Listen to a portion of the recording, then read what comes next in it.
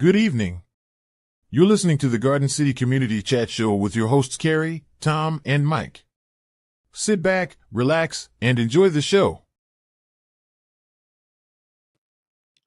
Well, hello, Garden City and all our surrounding neighbors. A shout out to Westland, Canton, Dearborn Heights, Dearborn, Livonia, just to name a few. Welcome to episode number 712 of the Garden City Community Chat Show. It is Thursday, July 3rd, 2025. We're so happy you could be with us tonight. We hope you're all safe and doing well and staying cool in this hot weather. I am your host, and Doppler Tom is in there, so let's bring him in. There he is. I didn't hear you pop in. How you doing, bud? Doing well. Good. Mike Jones is up north, so he's off tonight, but he'll be back next week. So we can look forward to that. Tom's going to be back shortly with the most current and up-to-date forecast for you. See if we get any relief from this heat. So stay tuned for that. Tonight, we are happy to welcome back our Community Development Director and DDA Director, Matthew Miller, is going to be here. He's been making the rounds around town, and we'll be getting updates on the Sidewalk Gap program and much more. So stay tuned. It's all coming up right after the weather. And then a little later, we'll close out the show with some community events, announcements for you, so you can get those on your calendars as well. I also want to mention real quick, if you're watching us live on Facebook or YouTube, go ahead and post your questions and comments in the comment section. You can find us live right now at facebook.com/GCChat and over on our YouTube channel. Just search for the Garden City Community Chat Show. You can also email your questions to us at gccommunitychat@gmail.com. And we'll do our best to get those answered for you. Remember, we're here to promote not only our community, but yours as well. And speaking of community, if your community organization or business has any events or announcements that you'd like to get out to our listeners, all you have to do is email the details to us at gccommunitychat@gmail.com or message us on Facebook, and we'll be more than happy to pass that information along. Remember, you're always welcome to come on the show and promote your community, your business or organization anytime. We also encourage any local business to check out and join the Garden City Business Alliance. See what great things they can do for you. For more information, head on over to their website at gardencitybusinessalliance.org. All right, we're going to get Tom in here now with a check of this brutal weather. And then we'll be talking with Matthew Miller, so stand by.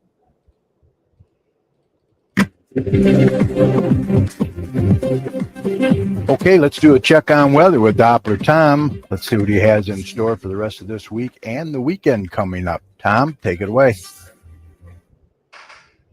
All right, it's all on you, my friend. Summer is continuing, let's just say. It's not really going to change too much from what we have been dealing with, especially over the holiday weekend, which is going to be nice. So overall, right now, it's not terribly hot, but we are still around 80 degrees at this hour. Overall, you can see generally dry conditions continue throughout today. Some mix of clouds and sun from the heat of the day continues to be the main story at times, but overall, nothing too exciting out there outside of today. As we go into the overnight hours, we will be seeing our temperatures dropping and our skies clearing as well, as it usually does. You get the afternoon buildup of clouds, and they dissipate after sunset and into the overnight hours. So we will be clearing out, and our temperatures will actually get fairly comfortable for July standards.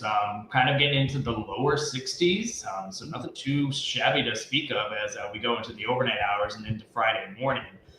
But as we go into the 4th of the holiday, it will be a pretty spectacular day when it comes to weather. It's going to be a classic summer day. Overall, we will see those clouds building up in the afternoon hours. Overall, our temperatures will be in the upper 80s.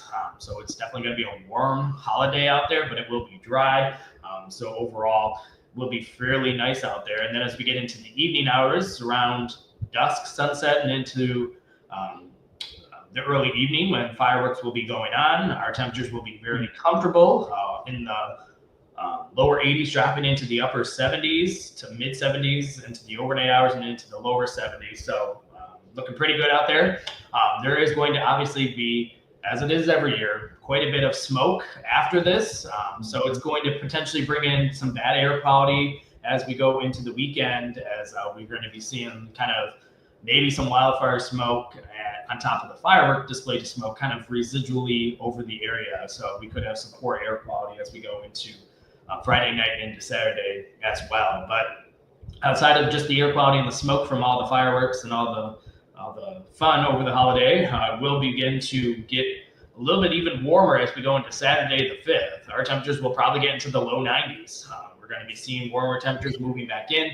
Dry conditions will continue, but overall you do see the afternoon buildup of clouds, which is very typical for summertime, like it has been doing the last couple of weeks. But overall, not expecting any issues to deal with on a Saturday. As we roll into a Sunday, at this time, we're going to continue to see the overall evolution of some buildup of clouds again during the afternoon hours.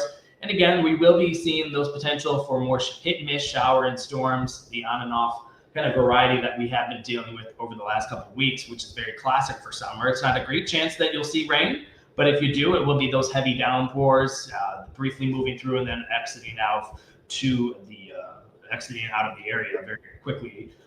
But overall, again, our temperatures as we go into the Sunday will remain around 90 degrees. So it will be another hot and humid weekend as we go into Saturday into Sunday. And there could be some hit and miss shower pop-up activity on Sunday afternoon, ending around sunset before we dry out during the overnight hours of Sunday. So not too shabby of a holiday weekend. So enjoy it, but stay cool and enjoy it as it's going to be fairly nice out there. Otherwise, as we start the new work week on a Monday on the 7th, you can see the overall evolution of the pattern remaining not too shabby, a little bit cool on the cooler side because we will have that front moving in as we will be seeing those hit and miss rain showers moving through on Sunday. It will bring our temperatures down by about 10 degrees, some lower 80s back into the area. We could see some residual hit and miss shower and storms moving through, but for the most part, dry conditions will prevail as we go into the Monday as well. And overall, nothing too shabby to speak of. And then as we could just continue to roll on into the new week on a Tuesday, you can see overall remaining relatively warm, continuing into the mid 80s. Again, a little bit warmer on a Tuesday, but remaining dry across the region with those afternoon buildup of clouds. And then as we go into Wednesday and into Thursday, again, very classic look of warmer temperatures in the low to mid 80s. Again, those hit and miss shower and storms are going to be a possibility, low end chances, so it's not a guarantee. A lot of locations will remain dry as we go into next week. It's just with the heat and humidity of the day, you can just get buildup of very widely scattered storms that could be missing one neighborhood and hitting another one with some rain showers. So this is going to be very classic over kind of the next couple of weeks as we go into July. But the good news is that we're not going to be seeing like a prolonged heat wave developing anytime soon, but it will stay fairly warm as we go into mid-July with our temperatures consistently in the 80s, but there will be some 90s, especially over this weekend, to just give that summer feel continuing. But much of next week will remain in the 80s with those hit and miss shower and storms with a lot of locations remaining dry at times. So nothing too exciting in their weather, very classic summer pattern, not excessively hot. So enjoy the holiday weekend. Otherwise, you can see as we expand outward and quickly talking about some other weather across the nation, it's very classic pattern. You can see a few little hit and miss storms across the region kind of popping up out there. Again, very classic pattern, but it will probably stay away from us. You see that continuing across a good chunk of the Great Lakes at times and into the Northeast as well. Quite a bit of shower and storms as well. So this will continue to kind of be a problem as we go into the next couple of days. You do see Florida as well as going to be dealing with quite a bit of heavy rain, a very classic Florida pattern down there, and into Texas as well. So everybody's getting a little something right now when it comes to the heat or the storms out there. But overall, nothing extreme when it comes to the extreme heat or extreme severe weather. So we'll take it. So otherwise, if you want to keep tuned to all my local weather information, just go to DopplerTomsWeather.com, and this website will keep you updated on current conditions and into the extended forecast for each and every day. You just click on these and you can get into the hourly data as we go into next week after the holiday weekend. So enjoy the holiday weekend. It will be very nice weather, so enjoy. Otherwise, summer is continuing to roll on here, so stay cool out there and enjoy. So that's not too shabby of a weather update for you. I mean, Could be worse, but Yeah, could summer be. for sure. We're going to start getting a little closer to normal temperatures, huh? What is it Seasonal is what I'm calling it. Yes, the summer pattern isn't really going to break, but we're going to stay warm but not excessively hot outside of this weekend. So Yeah, not too that shabby. humidity, that's a killer, man. Tell me about it. That's really tough. Why I man. stay inside. That's why I stay inside. Yeah, me too. All right, we'll see you next week. Have a good holiday. Absolutely. Thank you. You have a good holiday as well. All right, take care. All right, let's get ready and introduce our guest for tonight. He is the Community Development Director and also Director of the DDA. Let's welcome Matthew Miller. How you doing, Matthew?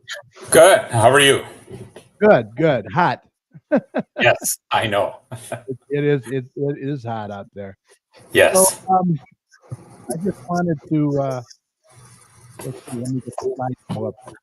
And we'll start discussing the sidewalk program. Now, I'm pleased to say that they poured ours today. All right. Good. Very impressed with their work. I like how they're going around the trees. I know you're a tree lover, Yes. Yes. and they're doing a good job so far. There's a going around telephone pole there. We saved the telephone pole. Sure. Yeah. It's hard to move a telephone pole. This is kind of over in my neck of the woods. Okay. Yes. Cherry Yes. Hill, Merriman area, right? Mm-hmm. Mm-hmm. Now, So this we, yeah. right here. Go ahead. Oh, okay. I just, we kind of started in your neighborhood. Yes.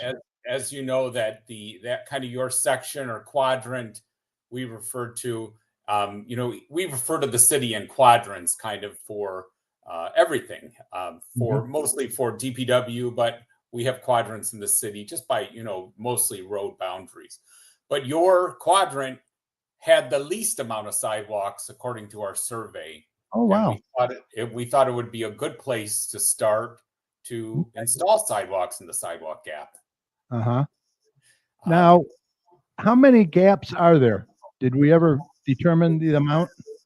We're at about 600 gaps. There's 600. about, yeah. So there's over 10,000 houses, 600 gaps in the city. And we're trying to, of course, we've identified all of them. And we also are now that we're kind of boots on the ground, we're doing scouting too. So we're kind of moving blocks north of yours and, really honing down on, where the gaps are and starting to do some preliminary layouts also on those yards so that we can start to get an idea kind of for quantity, so we can, we have $2.5 million to spend. We have to spend it by the end of next year, really October 2026. So, we have to be cognizant of the deadline, number one.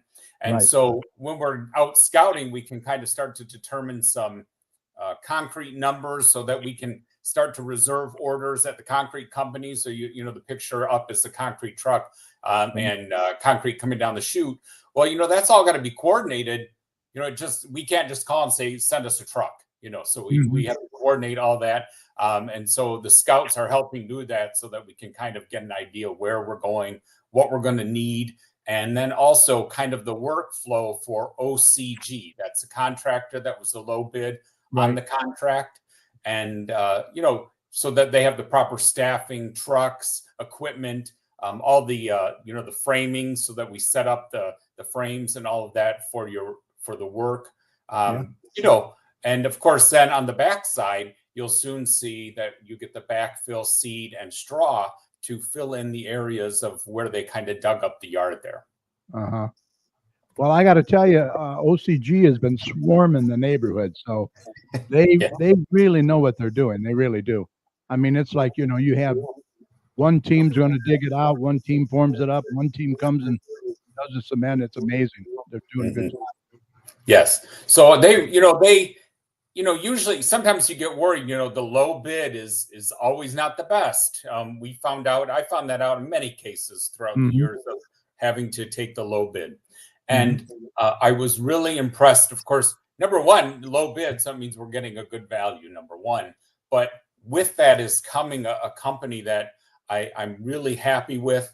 when we've had pre-construction meetings, before we even started to turn one drop of or pour any cement or turn any soil, we had pre-construction meetings. They brought a team with them. We were introduced to the team.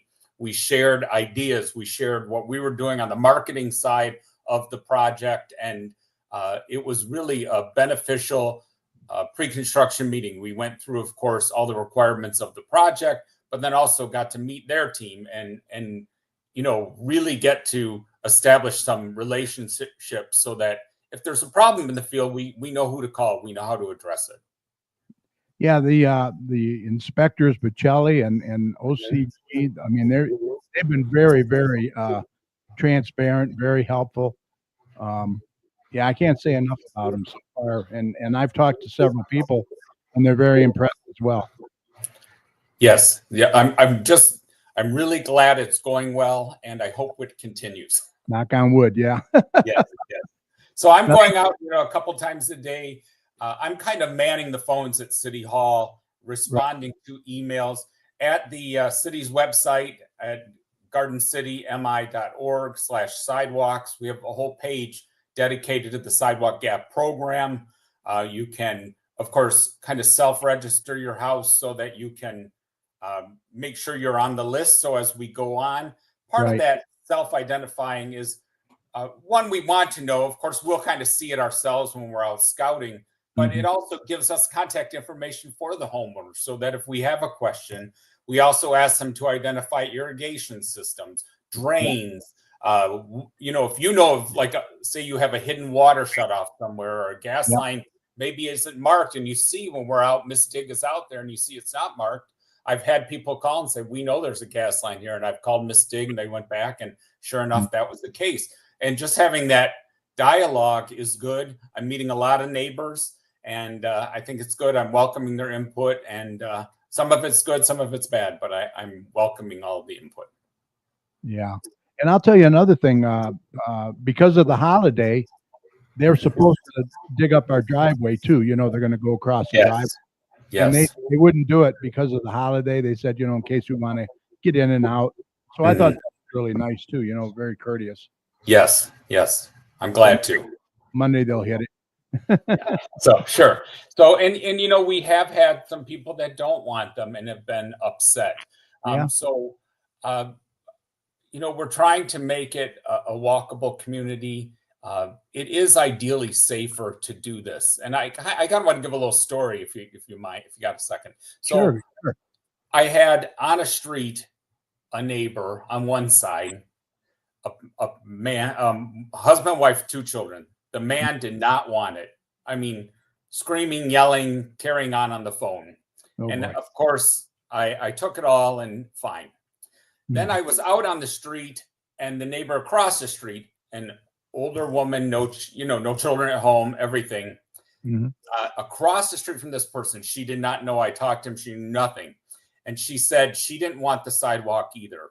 But she was sitting in her living room looking across the street at the people that have 2 kids. All they could do is ride their bikes up and down their sidewalk, or up and down their driveway. They couldn't go anywhere. They didn't have sidewalks. And she thought, I think, she said it was the easier pill for her to swallow when she saw that, they would benefit from this. And here, kind of, their father didn't want it, but this neighbor across the street could see maybe the forest for the trees. And I was like, I didn't say anything to her, but I was like, that's the extreme we're at, kind of. Yeah, right.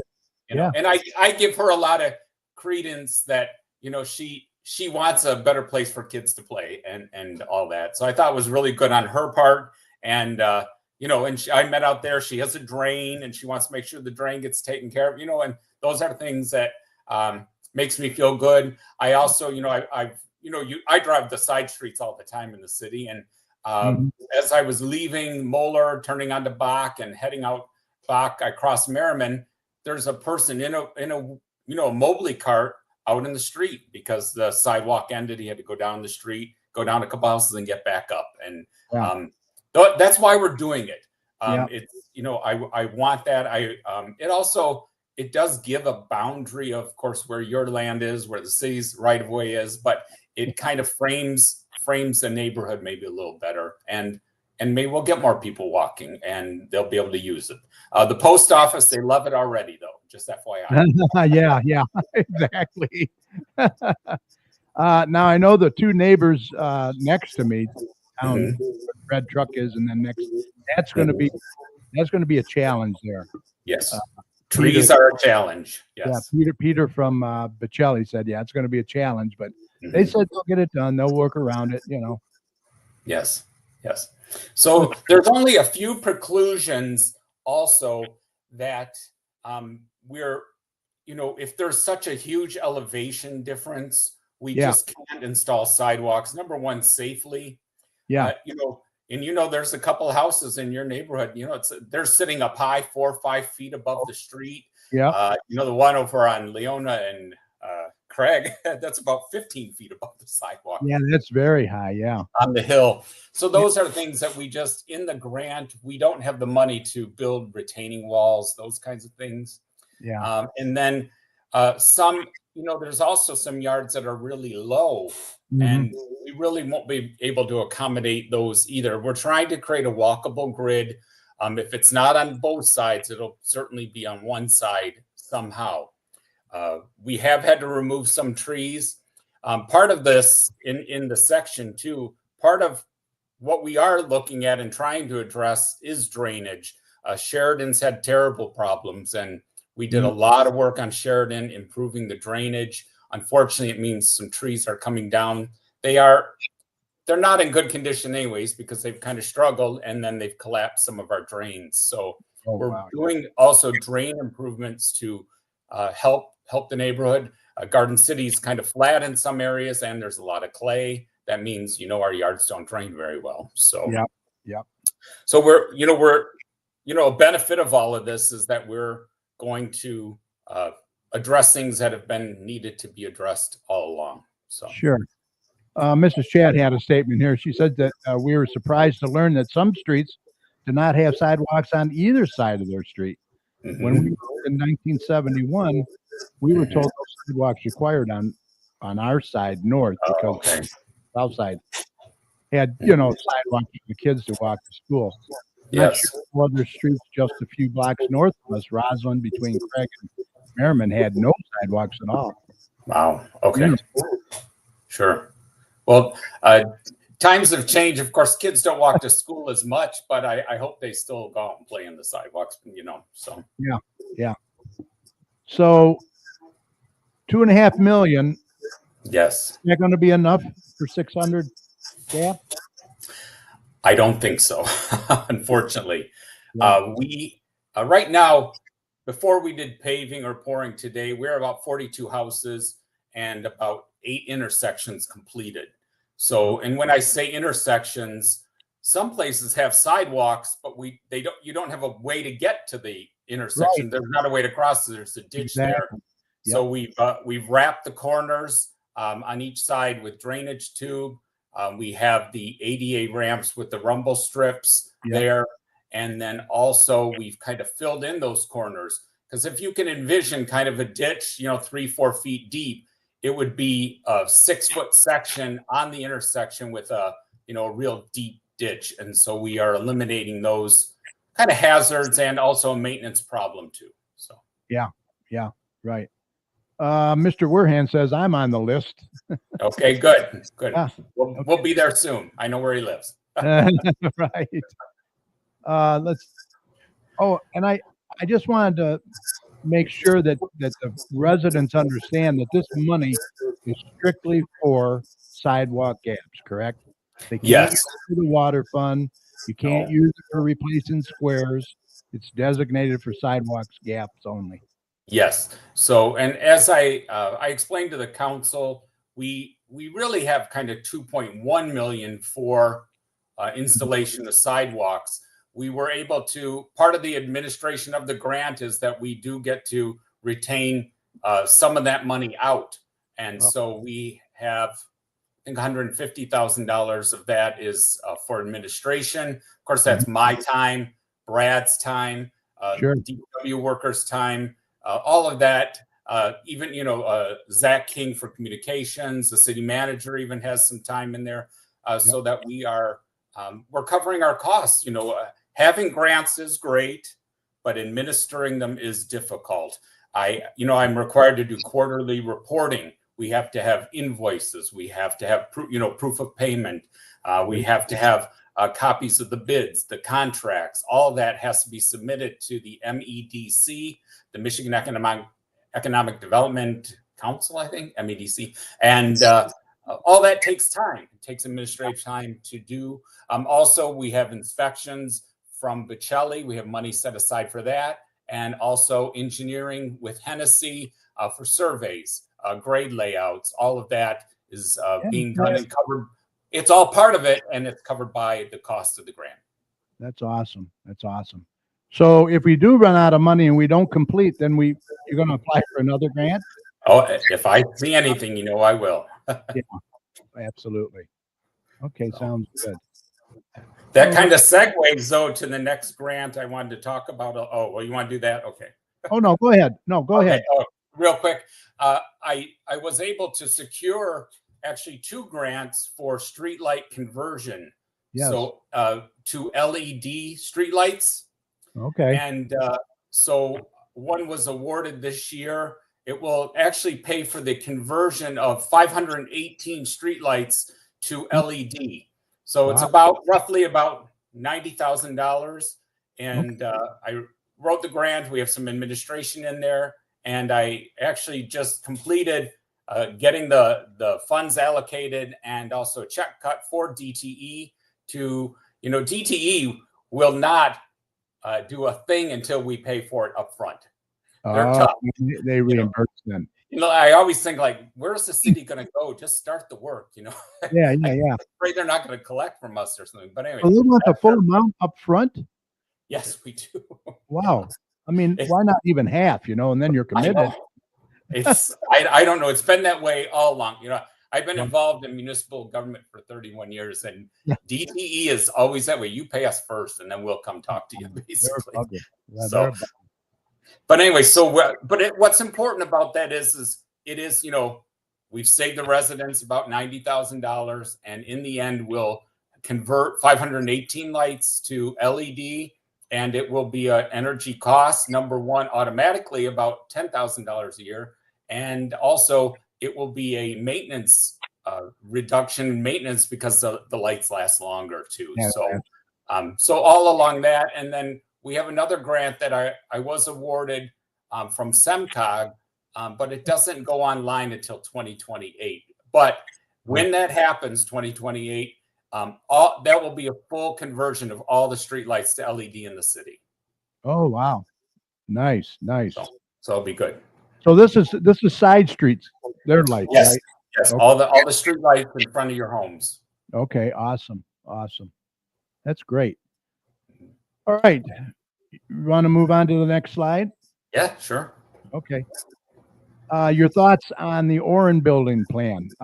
This was approved by, the Planning Commission recommended the council approved it.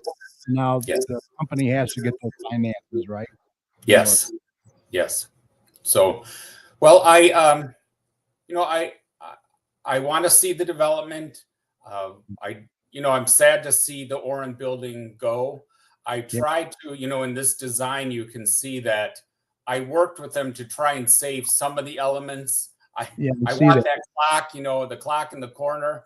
Also, when we were doing the physical layout of the building, I said it should be a clipped corner design, just like the building that was there. Right. Why make it be pointed? I wanted that limestone arch in the corner. I would like to see actually the limestone go all the way up to the top. I'll see how that goes. I'm working on that. And I want to save some of those limestone panels on the building if we can. I don't, if it takes me and a jackhammer, I've never used a jackhammer, but maybe I'll do it and not break it. I don't know. We'll see. I don't know. Somebody at the council did get up and speak. It was a gentleman, and I have to go along with them in a way. They have these balconies, and you don't want to see people's towels and clothes and undies hanging out. Is there any way that that can be prevented? In the lease, it will be in there to, not junk up their balconies. I guess that's all I can come up with. So, Yeah. and, but I'm glad to see the balconies. It'll be about 20,000 square feet of commercial space and 60 units in the floors 2, 3, and 4. And I'm glad to see each of the units has some outdoor space. It'll be on Ford Road and Middle Belt, so it'll be a little bit noisy, but the same facades that are on the front is also going to be on the back. So those will be a little more quieter. And, but I think it's important to have that amenity. And, that's going to be 60 to 90 new residents downtown to go to the stores, shop local. They'll be able to walk to some of the things. We're on Monday's council meeting.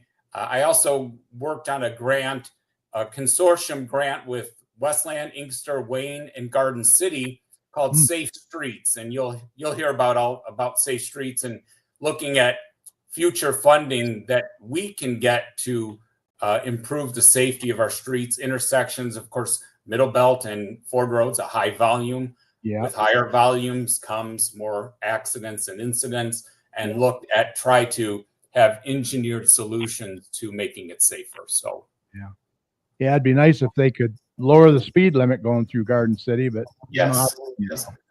And the state controls Ford Road. Middle Belt is controlled by the county. Right. And Merriman and Ford is busy too. I mean, that's a direct route to the airport as well. Sure it is. Yes. So how's Middle Belt construction going? It started this week, really. Middle Belt is being resurfaced from Ford Road to Warren, and it's really kind of a mill and fill kind of plan.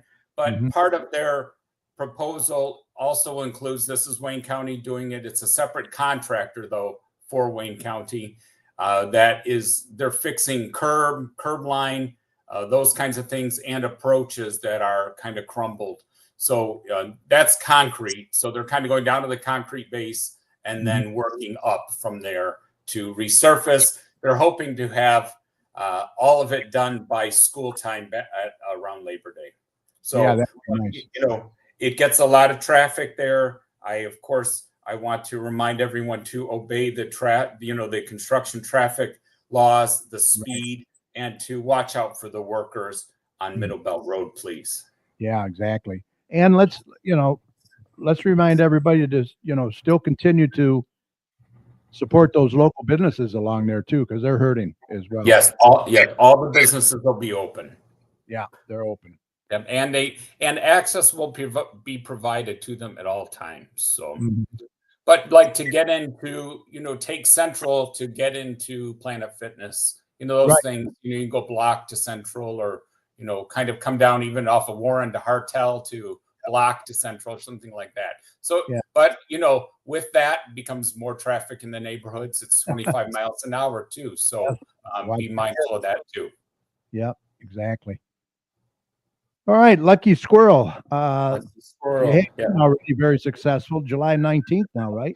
Yes. That's the next Lucky Squirrel coming. Really just a couple weeks away. We have 150 vendor spaces, and we really don't have that many left. I mean, maybe 15 spots left for July and even less for September. So, oh, wow. We still have our bag day promotion. Register your email to in Zeffy, and Zeffy is a little squirrel, and you will get a free bag to shop and fill, and use that at any time too. So remember to go online and you can register, show your QR code at the registration table at Lucky Squirrel, and get a free shopping bag that has a little squirrel on it, Zeffy. And the goal of that is, of course, we're trying to collect emails that we won't sell to anybody, but we will use to communicate with you to tell you about more events downtown. Joe Bartley from J&J Taxes and More. Does Matt ever take a day off? Seems like he's going nonstop. Yeah, he does. Well, I'm going to be off tomorrow. How about that? But I'll be working on just a few things if things pop up, but let's hope not. We also have Dennis Newbacher in there, and he's watching from the south. Okay. Dennis Newbacher used to be a Chopper 7 pilot. Thank you, Dennis. Okay. A celebrity. Yeah. Oh, yeah. Well, good. And you're searching for chili teams, huh? Do you have any yet? Yes. We do have some, but we're working on the chili cook-off. That's September 27th.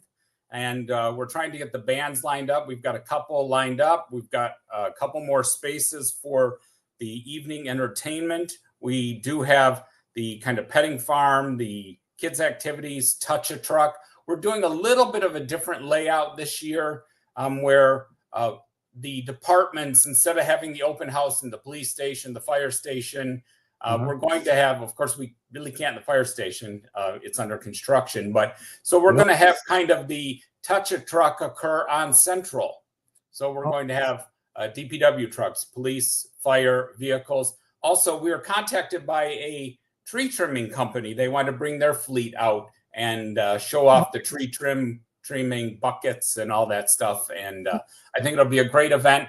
Going to be on Central, and it's going to kind of coordinate with the mini golf also. So that'll all be occurring there. We're going to kind of turn the tent in the parking lot, and then we also are going to have a full-blown cornhole tournament going on kind of at the same time. Plus the motorcycle and car show, Autos for Autism. They do the car show there also. We're also looking for volunteers. You know, we have a volunteer. If you belong to a local community-based organization and you want to earn some funds for your local organization, you can volunteer at the chili cook-off, and we will pay you for your time to your organization, $25 an hour. So it's a good fundraiser also for that. So. And what do they just contact you, or how would they do that? Go about that? Yes. You can contact me, or you can even register online at the gardencitymi.org chili cook-off. We're calling it the chili cook-off community event because we really want to make it an all-day community event. So we're working on one thing for a morning activity also. It just isn't finalized, so I don't want to say anything yet, but I'm really trying to make it that. I also want to make it kind of a harvest festival. So we're going to have some vendors that have kind of Halloween decorations, and also trying to get corn stalks, pumpkins, hay bales, that kind of stuff too, so that we will be able to make it an all-day community event. So. And it's a little later this year in September than it was last year, which is yes. So September 27th. Yep. Okay. And that's going to be on our new. These are two projects I'm working. They're like I was telling you earlier. They're not fun projects, but they are projects I'm working on in the DDA for parking lot repairs at I call it the Northeast parking lot, kind of the event space and parking for where the Lucky Squirrel is. So a seal coat, stripe, fixing potholes, patching, all of that is out for bid right now. So by the chili cook-off, we should have a nice looking parking lot with better marking for parking, better lines for the vendor events also. And then also in conjunction with that, the alleyway by Elite Eye Care is in real bad shape and crumbled. And the DDA we're going to take that all out, all that cement, and put in new. So it's a cement summer for me. Yeah, not a fun job, but it's an important job. You know, it really needs to be done. And especially like you said, the potholes and all that be filled in. Especially when you have classic cars. Yes. And you know, all those businesses are full over there. There's no vacancies in that quadrant there. So so we need to really make it nice in the property that we own, and we'll be able to, of course, fill that, make it safer for parking too. If you go back there, the lines are so faded, people really don't know where to park, kind of deal. We're going to do that and get that ready for all those businesses, those new businesses along there on Middle Belt and on Ford. That'd be a much needed project done very well. Yes. Any other updates that you can give us on the Kmart property, Golden Feather, the old Frankie's bar? Do you have anything on there report?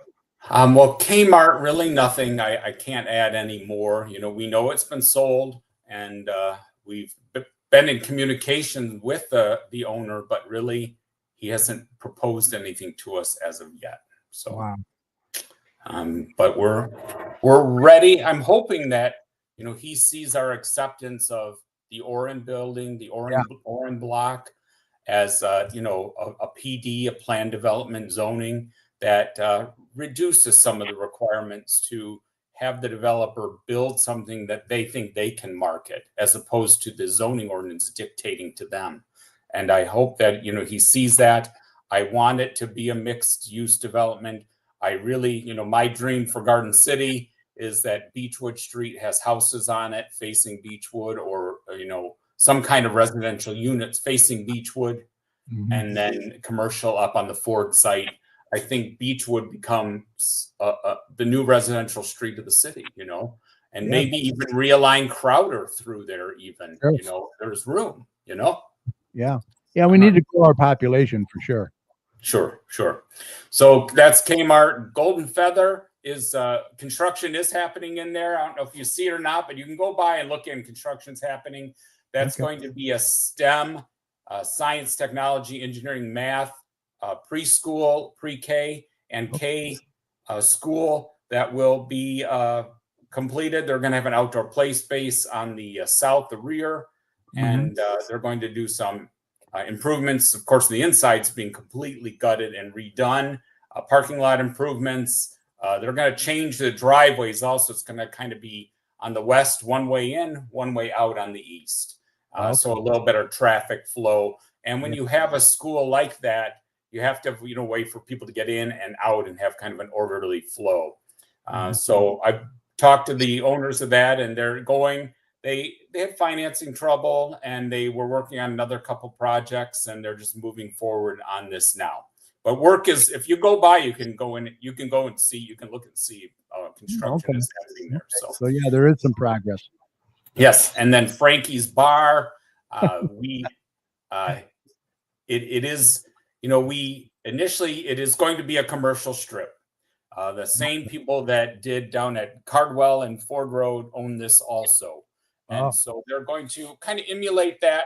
They also own the Sri Krishna Jewelers and Oxford Barber. So they're going to kind of revamp the entire section there with a commercial development. I don't know any uses. They also at the back we're going to cut off about 25 feet at the back so that there will be kind of parking right off the alleyway too for additional parking. They were going to, of course, try to preserve more of the structure, but I think you saw when they started taking it down, a lot of it just came down by itself. Yeah, a lot of rubble there, that's for sure. Yes. So, but they've got footings going in right now. If you go by, you can see footings going in, and they're moving forward. Good. Yeah, it's nice to see something develop there for sure. Yes. Any new businesses opened? Well, I know we have the golf simulator. That seems to be doing good. Off the Tee is on Ford Road there next to the Golden Feather. Coming along Ford Road, Everfresh grocery store in the old Rite Aid. They're doing all kinds of work in there. It's going to be open very soon. That's a 10,000 square foot grocery store. Across the street is Garden Fresh Grocery with a meat counter in there. I encourage every person listening. I tell people you've got to stop in there, and it's a beautiful, clean store. The meat counter is top notch. Actually, the owner's husband is a good, I guess, well-known butcher, and has a really nice meat counter in there. Bins of fresh vegetables. And they've been working also to get delivery of groceries, and they're trying to work with the towers to Garden City Senior Towers to provide better, fresher food for those residents there. So I think it's a good outreach on their behalf. And it's a lot closer than Kroger also. And that's good. Also, when I was along that strip, kind of where Garden Fresh is, we just had the ribbon cutting of Empire Realty. That's in the former Hershey Shoes building. And that is if you want to go and just take a peek in there, it's a beautiful, they did a complete a complete gut job and renovation. It's a beautiful kind of a realty center. Mortgage people, title people, real estate agents, all under kind of one roof at Empire Realty. And then Simit Turkish Bakery is along there. They're open and provide, of course, coffee and sweets. It's really beautifully done, right next to kind of the Cat Cafe over there too.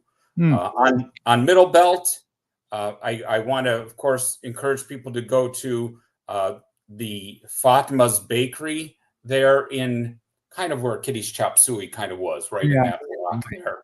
And it's all redone too in there. Yes, all redone, and it's a beautiful bakery. And they call it a bakery, but it's really kind of a brunch and lunch house. And, but they have it, yes, and they have a wood-fired stove in there where they make fresh bread. Wow. And it's very charming. They have different kinds of tables in there, you know, old antique furniture, and then also they serve all of it on a mix of old and vintage china and plates. It's really kind of cool. She has beautiful flower plantings out there. It's a really, really nice cafe to go in. It's clean, new. That wood-fired bread, of course. I mean, who doesn't want warm bread? Yeah, you know, you can't beat that. I'll have to check that out. Yes. Next door also is Face and Company Beauty Bar. And then that's kind of, you know, facials and beauty stuff. And which, you know, I don't go to, and it's apparent. But anyway, so, and then coming soon is Cafe Europe. That's going to be a waffle and chocolatier next door there to Fatma's Bakery. And you know, I know that people for many years in Garden City and other communities where I worked in the city of Wayne, we want a coffee shop. We want a bakery. You know, we have them. Please, please, please go and visit them and support them. Okay. So those are things kind of that I can right off the top of my head think of. Well, hey, good things are happening in Garden City. Yes. It's happening. So people just need to get out and support them now, you know? Yes, please do. Please do. Also, this month, we issued 6 new single-family house permits, too. So nice. That's you know, that's unusual. For Canton, it's not, but Garden City, it is. So people are identifying some infill lots and starting to build some homes. 4 are going on Balmoral, 1 on Bach, and 1 on, I think, Pardo.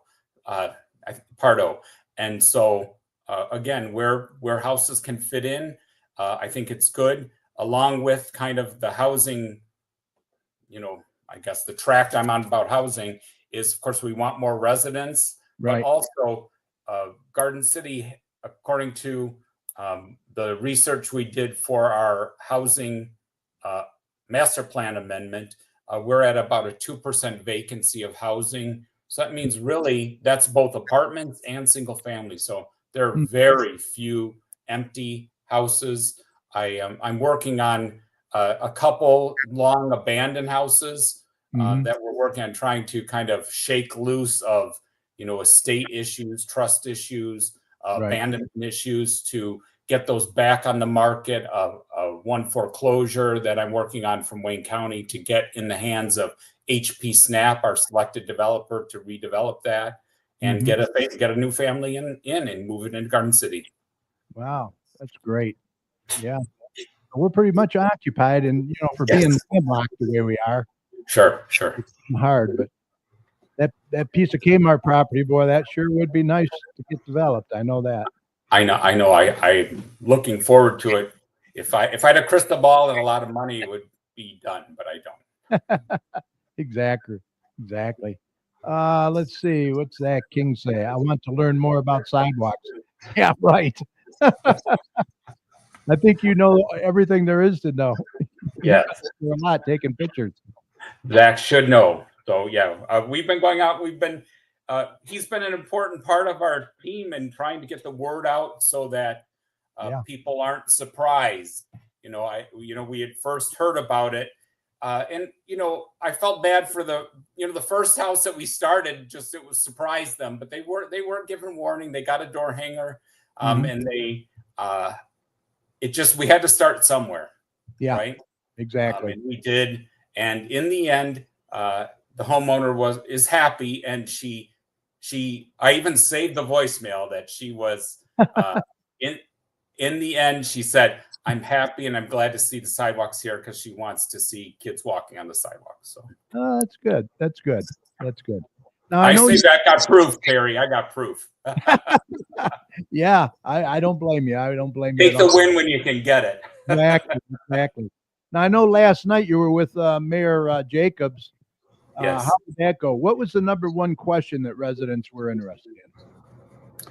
Well, not wanting, one resident really didn't want the sidewalk, and it was, the reason was they don't want to shovel it is the reason. And I mean, I can see that. Yeah. If you're elderly, I can see it. Yeah. But person in my mind is not elderly, but I guess that was the big concern. But trying to save the trees was a concern there. Yeah. And then trying to clean up some construction sites, that was some of the concern. And also, we're going to try and work with the post office to kind of fix up our post office. Looks terrible. It's terrible. It is. The parking lot is terrible as well. Yes. So I hope it can get a little better over there. So those were all the concerns that we had. But even a naysayer of the sidewalks did thank myself and our team. We came out, and like I said, I welcome input and I welcome talking to neighbors, and I will listen, and we'll try to make adjustments where we can to make it better for the resident. So yeah, and hey, at least he doesn't have to pay for it. You know what I'm saying? That's true. That it can always go back to that, and and it's like, I mean, I of course I'm of the ilk of take it while I can get it kind of deal, but maybe not everybody feels that. I don't know. Yeah, we tell our kids, hey, we just saved you some money from the inheritance. Yeah, for sure, sure. Because otherwise, that's all on them. Exactly. So they will. They'll enjoy a vacation to Tahiti on us, I guess. I don't know. Right. Zach King says everybody wants to know when they're going to get their sidewalk. Timeline seems to be important for residents. Yes. So we are. We're going to, as soon as we get this. We haven't gotten the first bill yet with all. I said we've got 42 houses. As soon as we get those identified, right. We're going to kind of change those from red dot to a green dot kind of on our map, so that you can see what's been done and kind of the pace that we're going and moving. We're moving north, as you know, from Leona going north, Marquette. We're going to start Brown, Hennepin, going all the way up to Ford Road. So yep. And the scouts are out right now north of Marquette, from Merriman to Farmington, roughly. So I mean, we see them. They're swarming the area. They're all over the place. So good. They're you need those eyes and ears out there. Yes. Yep. She gave a really nice shout out to Matt for his attention to her concerns via phone, email, and visiting the property. Yeah, Matt's very transparent, and I know you do a lot. You really like to keep the resident informed. Yes, and I it's kind of always. I've had a long policy in just my professional career is that, would I want this done to me, and how would I want to be treated? And that's how I treat people. And even if it's a bitter pill about the sidewalk, I'd still want it. It is safer. I think about kids. I think about the disabled. Those are all part of our community that we have to make sure that they can use the facilities in our public right of way the best as possible. Right. Well, you're doing a fantastic job, Matt, and I want to thank you for always being available and sharing your updates with our listeners. We really appreciate it. I hope they enjoy it too. Yeah. Well, you're always welcome to come back, and I'll probably be calling you again. Okay. Having you on for more. Okay, that sounds good. All right, you take care. All right, you too. And if you want to get a hold of Matt, 734-793-1650, or Matthew M at gardencitymi.org. Right? Yes. Yes. Right. Right. Thank you, sir. I appreciate it. And have a wonderful 4th of July. Be safe. Yes. Yes. You too. Thank you. Thank you. Okay. Bye. All right. Matthew Miller does a great job. Can't thank him enough. He comes on, does a great job. All right. We have Zachary King in there. Yes. Enjoy your 4th as well. Patty Fix, happy 4th. We have Michael Bengals in there. How you doing, Michael? Happy 4th. We had Dan Bartley from DSD Sports Chat is in there. How you doing, Dan? Happy 4th. Also, Joe Bartley from J&J Taxes and More, my tax man. If you need a good tax man, I recommend Joe Bartley. Also, William Werhan. How you doing, Paul? Also, Dennis Newbacher, I mentioned earlier. He is listening from the Mid-South. Got to get him back on the show as well. Ed Wilhite, owner of Hogg's Backyard Barbecue, one of the best ribs in town you can get. Mrs. Chat's in there. Who else we got? I hate to miss anybody. Got quite a few in there. We have Garrett Fuller. He's watching. Thank you for watching. A few other ones that I can't see, but we appreciate you. Hope you enjoyed the show so far. Right now, we're going to move on and mention that the next city council meeting is Monday, July 7th at 7 p.m. in the council chambers located at 6000 Middle Belt Road. These meetings are a good way for you to get involved and voice any concerns that you may have as well.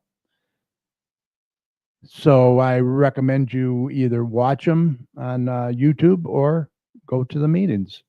All right, we're going to bring up some community events now for you so you can get them on your calendars and then close out the show, okay?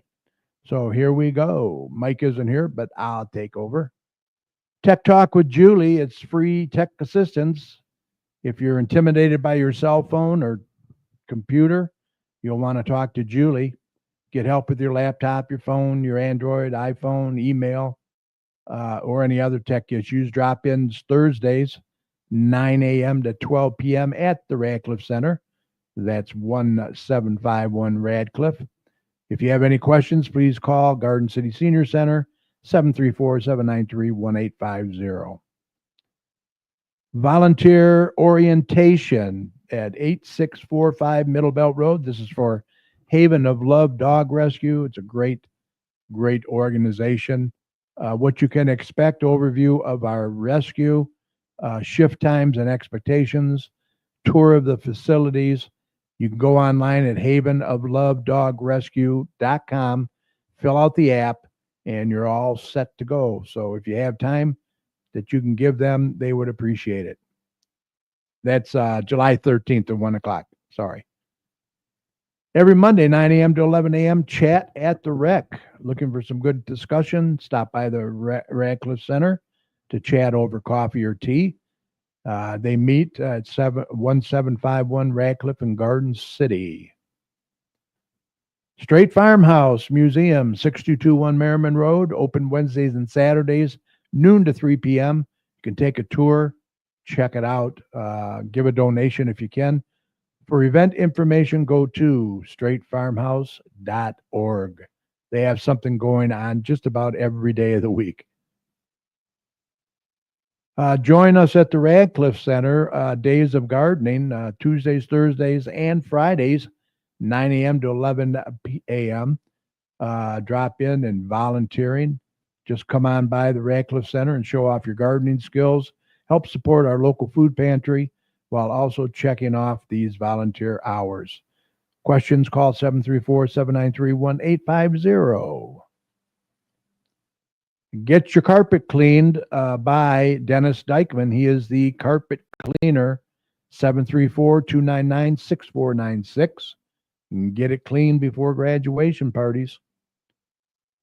Penny Bingo is back at the Rec, first and fourth Wednesday of every month, Radcliffe Center, 1 p.m. to 2 p.m., 25 cents per bingo card.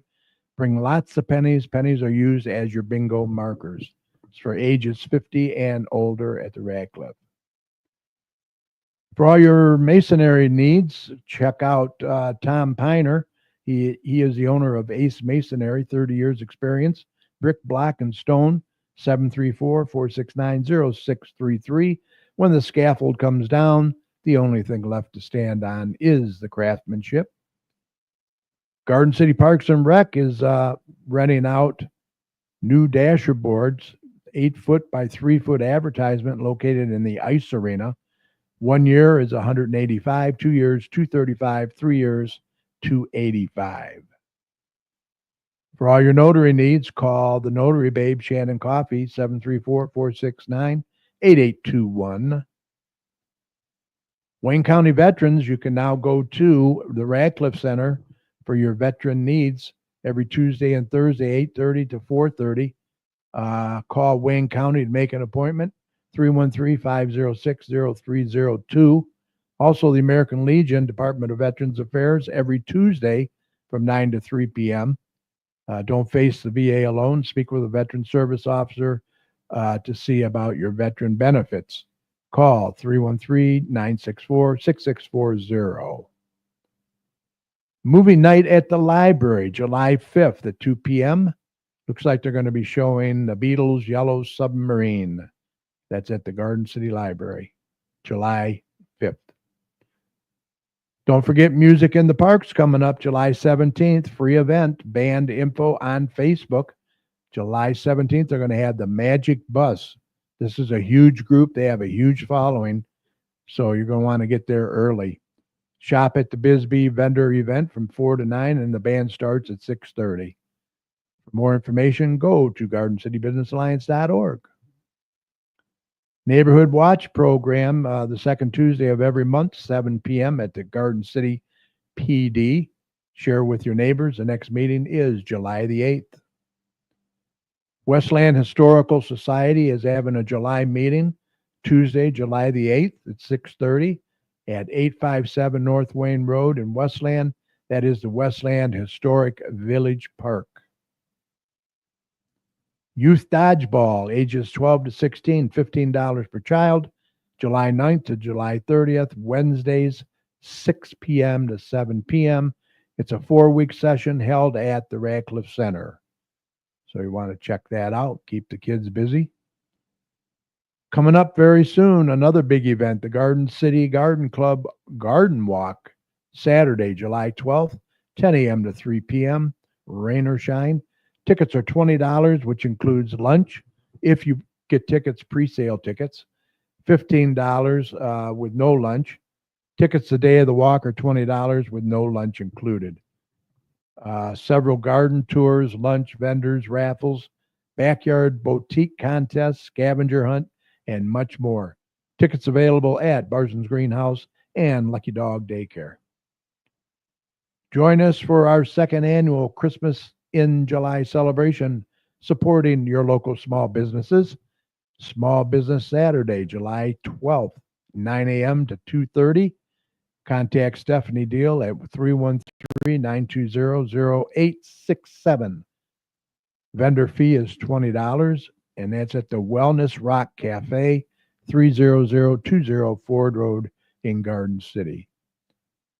Garden City Rec Spaceport Gaming Camp, July 14th to July 17th, Monday to Thursday, 9 to 12:30 p.m., ages 8 to 12. Cost for the week is $84 residents, $94 for non-residents, and that is at the Radcliffe Center. Wayne County Parks Party in the Park. It's a free event. Summer day camps welcome. Wednesday, July 16th from 11 a.m. to 2 p.m. at Nankin Mills Park area, 33275 Edward Hines Drive in Westland. They're going to have all kinds of events there for everyone. We talked about this with Matt, downtown Garden City's Lucky Squirrel, arts, crafts, antiques, vendors, July 19th, and then there's one September 20th, free admission from 10 a.m. to 3 p.m., craft and vendor show. Tipton Academy's 8th annual rummage sale is going to be July 24th through the 26th, 29205 Florence in Garden City.